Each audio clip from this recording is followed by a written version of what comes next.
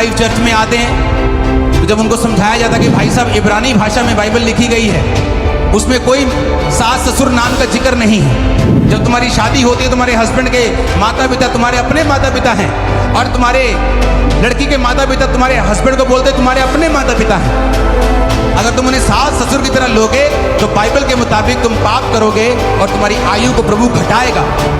तो पत्नी सास ससुर की इज्जत करने लग जाती है, पति अपने सास ससुर को माता पिता समझ के इज्जत करने लग जाता है, घर में बरकत आ जाती है, चर्च में प्रभु परमेश्वर के काम होते हैं, कमाई में बरकत आ जाती है, परिवार में बरकत आती है, बीमारियां यीशु के कोड़े खाने से हम चंगे हो चुके हैं, बीमारियां चली जाती हैं। जब व्यक्ति पाप छोड़ता है तो शरीर पर उसका असर होता है, शरीर मजबूत होता है, जो यहोवा की बाट जोते वो नया बल प्राप्त करते जाएंगे।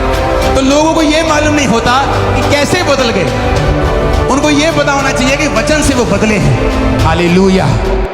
आप जब कोई चीज लेते हैं, कोई टीवी लेते हैं, कोई सामान लेते हैं, उसके साथ एक पुस्तक आती है, जैसे मैनुअल बुक बोलते हैं, उसमें लिखा होता है कि इसमें क्या क्या फंक्शन है।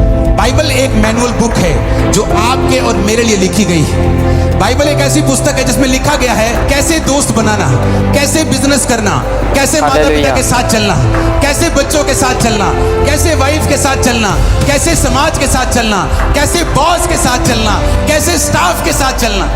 तो बाइबल एक मैनुअल पुस्तक है।